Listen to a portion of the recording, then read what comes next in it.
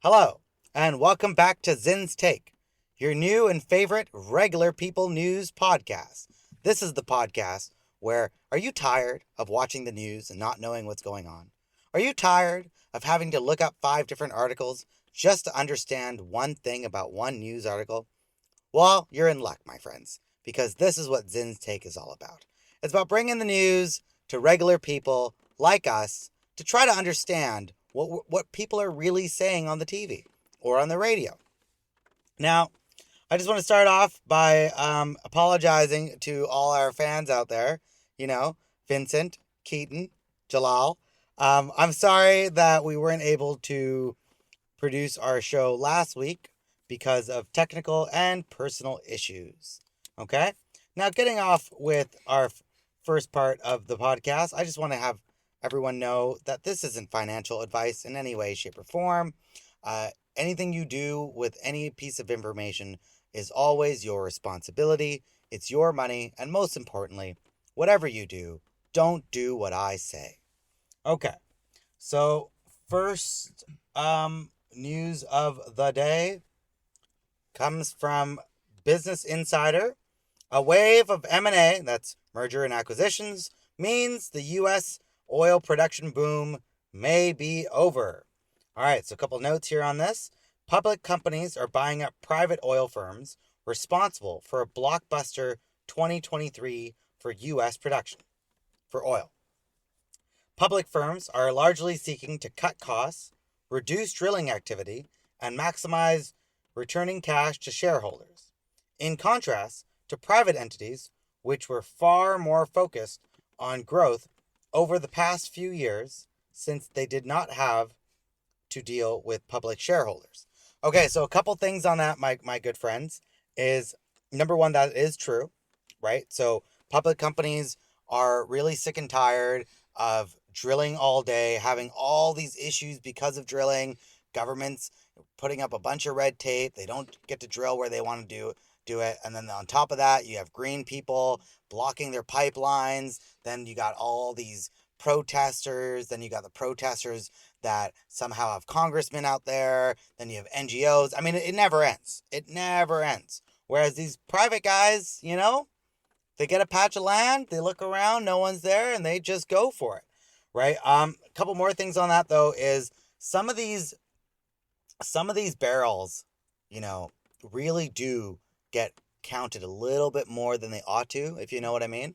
But more to the point, U.S. production for oil is not what people think it is. Yeah, okay, it has a little bit of a boom, sure, but right now, global demand for oil is pretty much the highest it's ever been, right? And let's just think about this for a second, okay?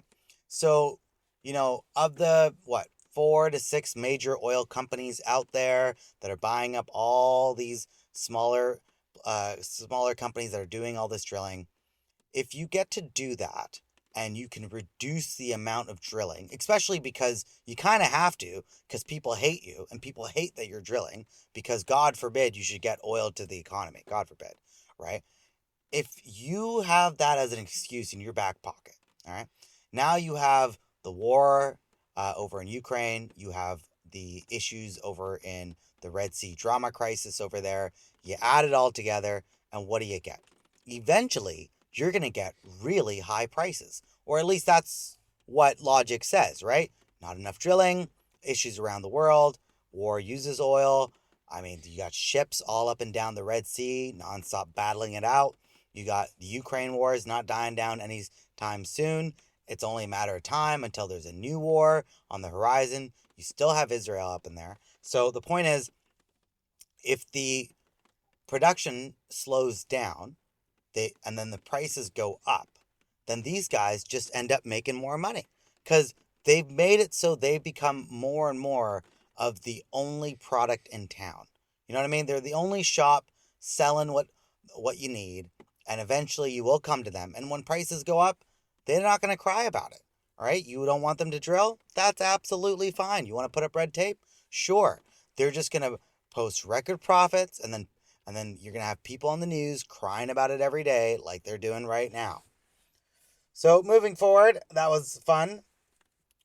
Next piece of news comes from CBC, Canadian Broadcasting Corporation.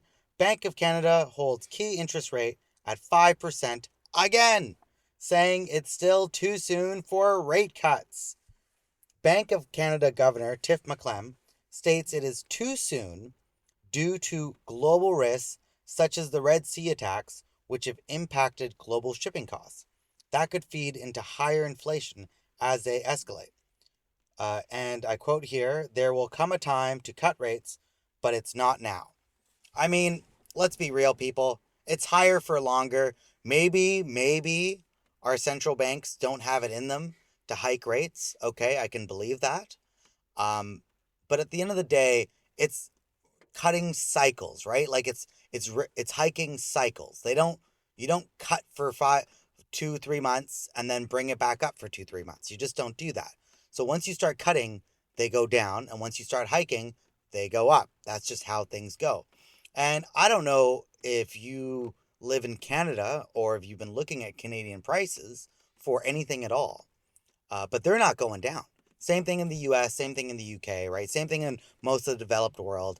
Despite all these rate hikes, housing prices all over the world, for the most part, right, especially in the developed world, have not been going down, right? There are a few exceptions to this, yes, but not in Canada.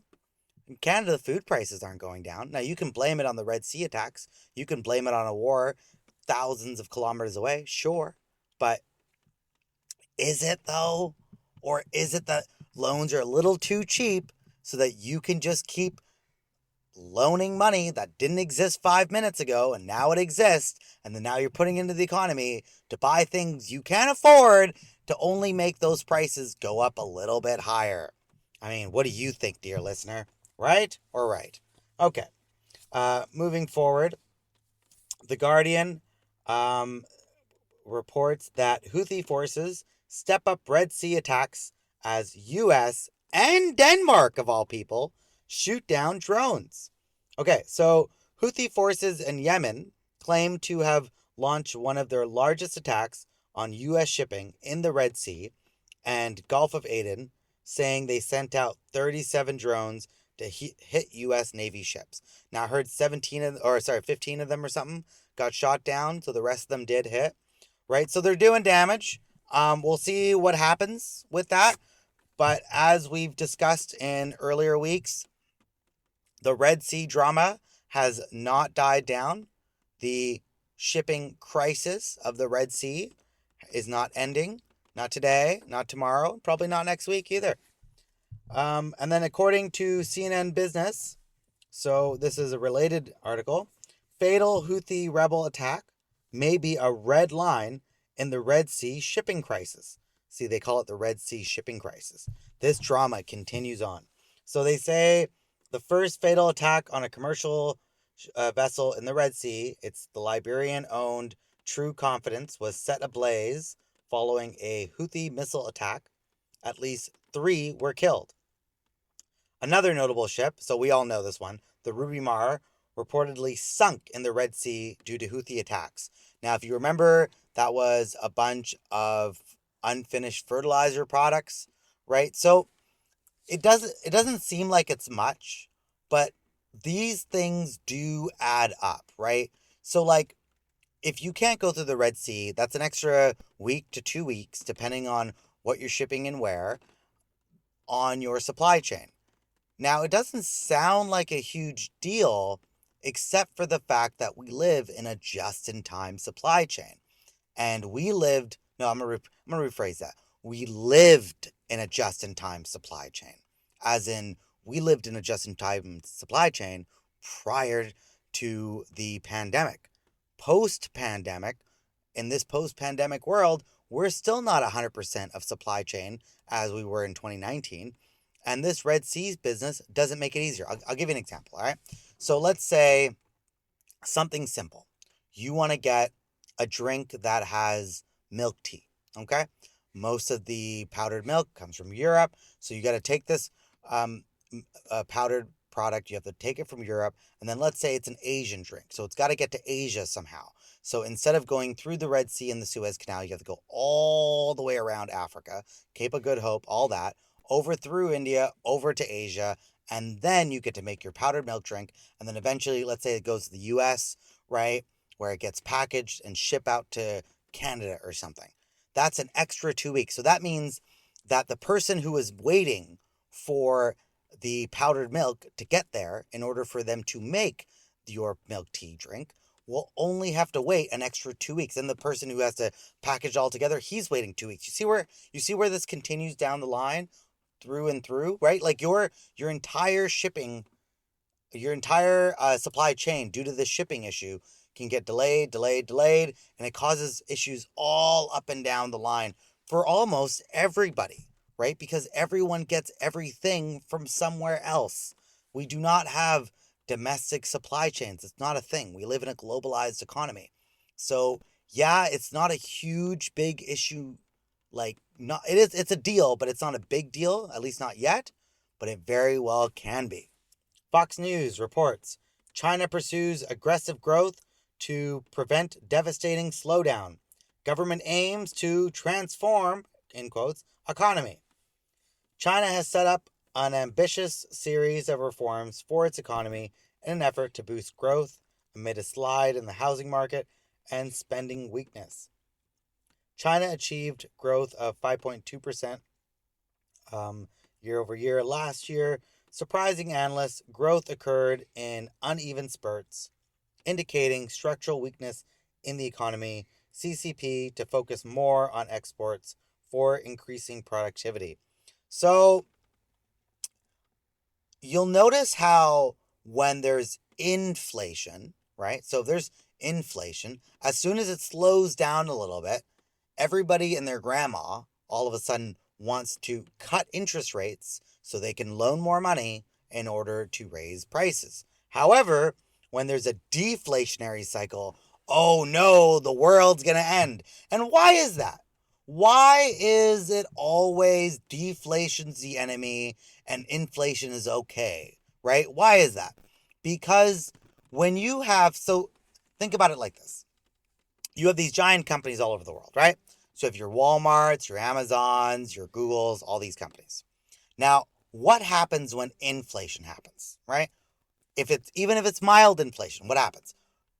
Well, what happens is prices go up. Now, if you follow markets and you live in North America or most of the developed world, you will know that the first thing that goes up when money goes into the system is usually like it's financial assets, right? So like, yeah, it's always housing and then it's financial assets. But I mean, for most people, they consider housing financial assets because they treat them like they're financial assets. People do not treat housing like they're housing, okay? They treat them like they're financial assets. You have all these older people, when they were 20 or 30, they buy a house, they mortgage it for 25, 30 years, and then once it's finally paid off, they just hold on to it and do renos and put your mortgages on it and buy more and do whatever you can to raise the prices. And then what do they do with all that extra influx money they get? They buy stocks. They put money into markets.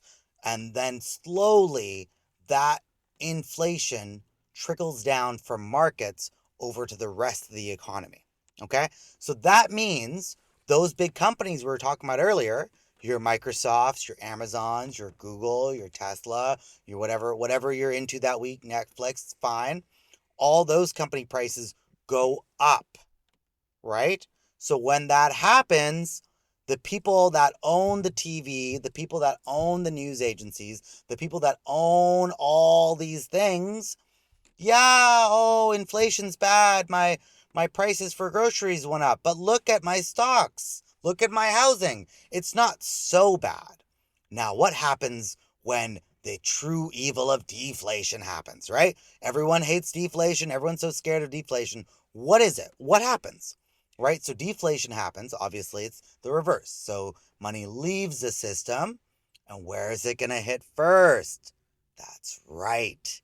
Housing and financial assets, which is what most rich people, most people who own everything are afraid of. If every time there's a market crash, every time the markets go down 15, 20%, what do you hear in the streets? Oh no, my pension is down. Oh no, my savings are down. Oh no, this. Oh no, that. Right? There's no winning here. If there's inflation, it affects poor people and affects people who need to buy things and pay for things and try to eventually afford things, right? And eventually buy these financial assets that everyone dreams about. And when there's deflation, oh no, God forbid, my housing prices went down and now I maybe everything else went down and maybe I'm forced to sell things, thus creating a deflationary cycle. And who benefits from this? Not me, the rich person, right? Who benefits? It's going to be poor people. People on the lower end of the spectrum, lower end of the economic spectrum, because if prices go down, they're the ones who can buy more things. And that's not good for the people who own these news agencies and everything else. So they're going to get upset about it. Now, yes, there are huge structural issues to having deflation, especially if deflation is localized to one giant country like China. You're going to have, giant domino effects all across the board. But for me to think that it's a huge tragedy that the people in China working their butts off to try to save a little bit to be able to finally afford a home, which they weren't able to, by the way. Chinese inflation for homes were insane, right? Now they're finally coming down, and God forbid it's a bust. You see how the narrative is, my good friends? You see how they turn things around to make you think that something is bad even when it isn't necessarily bad? Because is it really bad for you if prices go down? Like, really, answer me this. I know, yes, there are half of you who will say, yes, it is bad for me because I own all these financial assets. I just lost so much money. This is how could you, right? Unrealized loss is huge for me. But the rest of you who don't have these assets, who don't own homes, which is the vast majority of people, let's not kid ourselves here, right? They're going to think, is it really so bad? And then eventually everything's going to trickle down, right? It's going to go right from housing to financial products to maybe even eventually food prices. God forbid. Anyway, enough about that. Moving on to our next piece of news is everyone's favorite war, the war in Ukraine. So, this is from Bloomberg. There's a $1 trillion race to build Ukraine. Politicians, executives, and investors already eyeing the biggest contract bonanza since World War II. Billions of dollars are slated for the swath of land controlled by Zelensky's government, but about 18% of Ukraine is currently occupied by Russian forces, and Turkish and Danish companies are hoping for contracts as new industries are emerging. And then in related news, Al Jazeera, Russia takes more ground in East Ukraine but loses another ship at sea. These things happen for Russia. Ukraine air defense have intercepted Russian missiles but are running low on air defense missiles. So, yeah, and then the last one is Ukraine is losing more land to Russia. So that's all true. For a lot, I know a lot of people believe in Ukraine. A lot of people are very pro-Ukrainian. I don't mean to offend anyone, right? But the truth of the matter is they are losing now. The front is moving along, and Ukraine war fatigue is a real thing, right? People aren't really excited about it anymore, and there's going to be less and less. There is less and less money being sent to Ukraine, and every time the new shipment or package or something gets approved by some government somewhere, it's going to be less and less. I'm sorry, folks. I'm sorry if you really thought that we're going to be marching on Moscow here at some point. We're not going to be marching on Moscow. It's not going to be happening. But what's interesting about this is that what they don't say here is essentially that, like, why is there a race to rebuild Ukraine? Because the war, in most people's eyes, will end pretty soon. So at some point, politicians will change, and at some point, Zelensky will have to probably, not saying 100%, but probably have to negotiate settlement terms. And if he does end up losing those provinces out in eastern Ukraine, then that means that the rest of you. So the idea is basically we'll save most of Ukraine, and then that part of Ukraine will hopefully eventually join the EU. And then when that happens, all these foreign companies, Western companies, will get to race into Ukraine and have all these contracts to rebuild. Remember, these people love them a good war, and they love to rebuild even more. And to them, this is nothing but stimulating the economy. That's all these guys think about. Remember that. And yeah, it is very sad. Like, don't get me wrong, guys. I don't want people to think that, I just gloss over the fact that thousands, tens of thousands of people have died over there. It is deeply sad, especially what happens to the poor civilians that have nothing to do with anything. They're just trying to have a good life, eat their sandwiches, and go home. That's always tough. But war is war. It does happen, and we do spend a lot of money on these things. And at the end of the day, there's going to come a point where this war has to end. And when it does end, these companies will try to rebuild. But the real question is, will the Russians allow Zelensky to join the EU and let all these foreign companies race into Ukraine? Right? We don't know that yet, but we will see. I doubt it. I mean, I don't really see Putin's forces allowing that to happen, because one of their main things is they don't want Ukraine to join the EU. They might have to let that happen. Again, I doubt it. Is there going to be a weird partition situation where those parts of Ukraine are now some sort of satellite state to Russia? Or is it, I mean, it's not really one of those things where the government can just change and become pro-Russia anymore, right? Too much blood's been put under the bridge at this point. It's too deep now, right? But that's enough about Ukraine for now. We pray for those wonderful people, and we will move on. Financial Post reports mortgage rates trending downward even after Bank of Canada snooze fest. So I choose the Canadian housing market because for me, I feel that this one's the most topsy-turvy and the most reflective of what's going on that's irrational, right? Like what's the most irrational market to continuously go up? It's, for me, it's not quite the US or the UK or even the EU. It really is Canada. But moving on, they say here, so I highlighted a few things there that I thought was really interesting. Bond market probabilities suggest a 1 in 4 chance of policy rate reduction by April. So 25% chance according to bond market probabilities.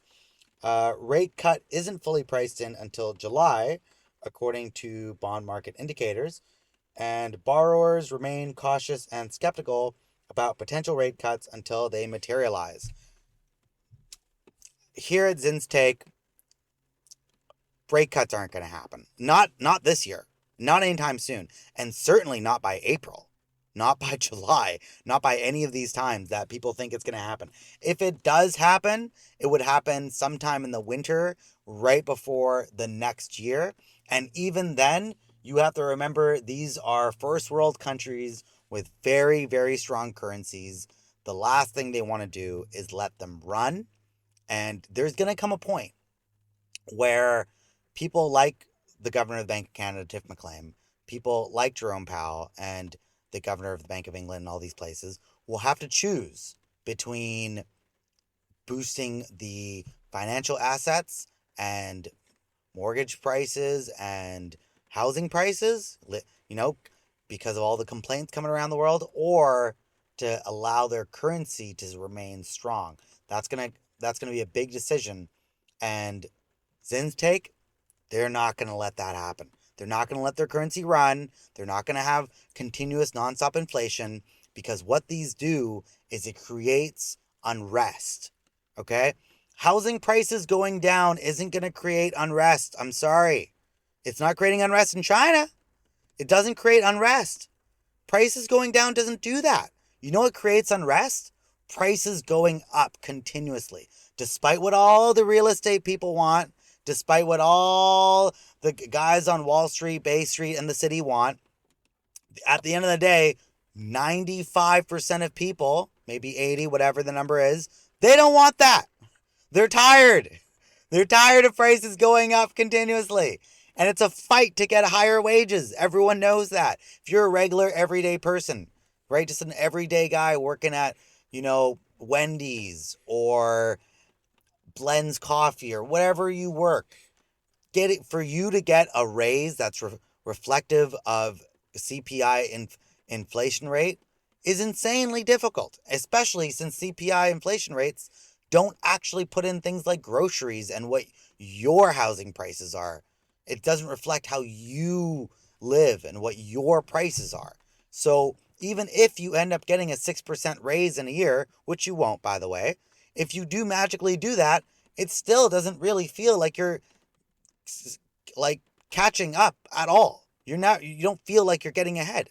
And that's something that as the prices continue to go up and up and up, you're going to have people at some point, these people who are upset about the prices will be at the gates of these banks and these central banks. And that's the last thing anyone wants. So if it really comes right down to it, I'm really sorry, people in the real estate market, but they're not going to choose you. At least that's zinstake. We could be wrong, but let's just see. Okay? Moving forward, from The Economist, Britain's economy will need to cut rates sooner rather than rate later. Notice how it's always about cutting rates? Recent policy decisions at the Bank of England have seen lack of unanimity, right? So some advocate for rate hikes, some for maintaining rates, some for rate cuts. This is the first time they've had this type of indecision since the great financial crisis. Britain inflation has come down. So Britain's inflation has come down, but weak economic growth remains an issue. Supply side disruptions have eased, contributing to slowdown in inflation. Financial markets remain stable, while structural growth problems persist. Current focus is on navigating cyclical downturn. Look at this. Potential interest rate cuts being a solution.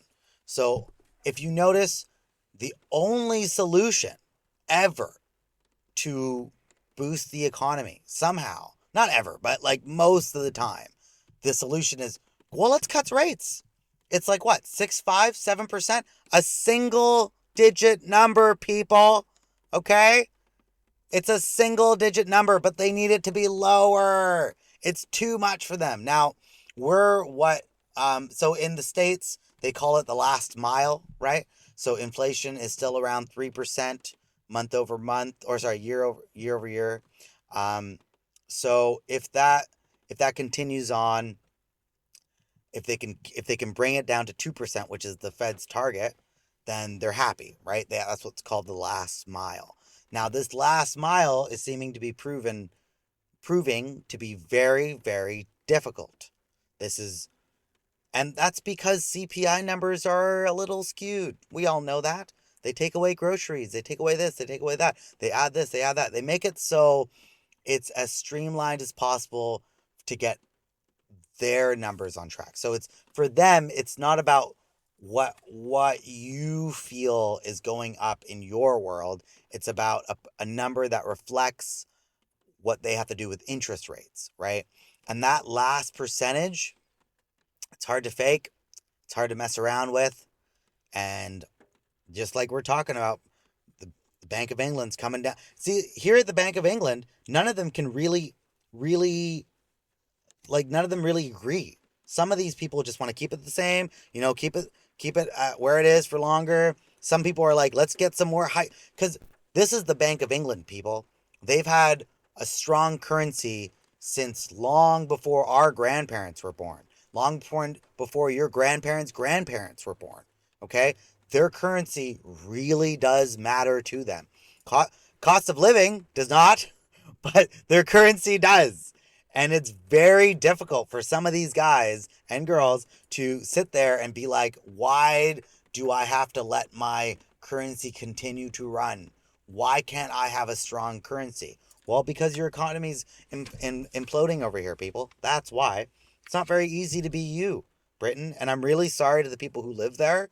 I know it is a complete dumpster fire right now. And I know that people living in the UK, working regular jobs, trying to do regular things, are basically suffering. We get emails about this all the time. We all know what's going on over there. And no, cutting rates is not a solution. At least that's not Zin's take. If anything, yeah, higher for longer. I'm sorry, right? It's better to get through this pain now so that way in the next 5 years, as you're saving money, your money doesn't just evaporate because of inflation. Sorry, it's just not worth it to most people. For most people, when you cut, they know what's going on. Okay, housing prices in the Western developed world haven't gone down. Why? Because they're just waiting for rate cuts to happen so they can just buy more.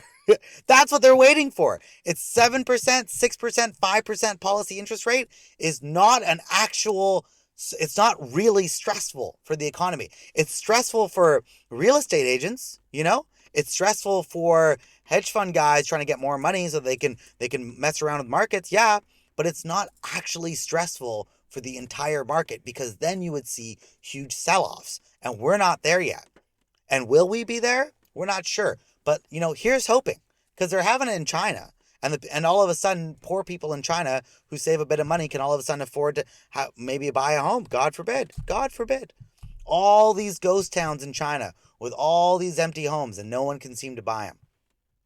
Doesn't make any sense to me. And a lot of it is just inflationary money in the system because people are desperate to have higher and higher housing prices so that they can become quote unquote richer on paper. So this is the last article. This is still about China, and it's from the Wall Street Journal.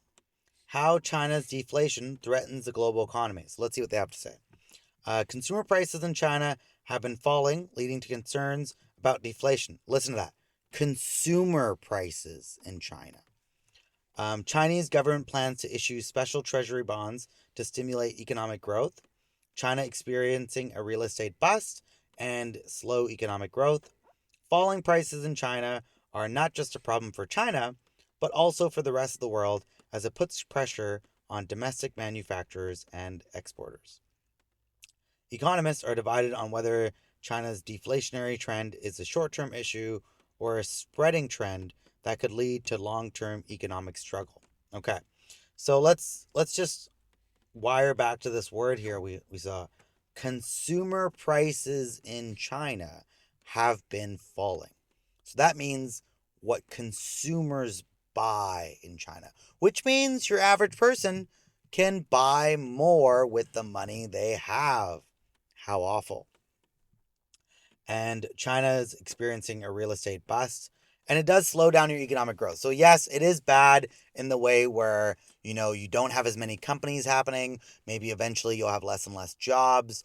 But people working who are trying really hard to be able to afford these things are able to now afford them. And yes, will it spread? Maybe. Probably, actually. Very well, probably. Because we're not there yet in the Western world, but they are. So China's just a symptom of the greater issue, which is global debt. And it's not just governments, right? It's everybody. Everybody has too much debt. Everybody from the government, it goes right down from the governments, down to the corporations, down to the everyday people, right? We have the biggest corporate debt bubble in human history. We have the highest debt levels to GDP and in just monetary terms, right? In human history for countries. And then for human beings, regular everyday people, really high debt levels as well. Most like in the US, I saw a number the other day. It said they spend about 97% of every dollar that comes in. That's insane. That is completely insane. And that's what's keeping these economies afloat. Right? What happens when people start saving a little bit of money? And then God forbid you should have this crazy deflationary cycle and then prices go down and then all those people that have been saving finally get rewarded. Is that really so bad? I'm not sure, listener, but if you think it's bad, why don't you write in and you let us know at zinstake, okay? So for all of, okay, so this is going to be, that is the last news article for this week. I'm so sorry we couldn't do more. I know there's always so much going on in the world that affects everyone's wallet, and it's difficult to keep up with all these things. So if you feel that something has been left out or missing, then please email us at zinstake@gmail.com. That's ZINSTAKE@gmail.com. The email's in the description. And thank you so much for listening. We always appreciate your patronage. We always appreciate how much time and effort everyone puts into listening to this. And I really hope you appreciate what we do to put this podcast and the show together for you. And please leave a like, subscribe, tell a friend. And thanks so much for listening. Have a good day.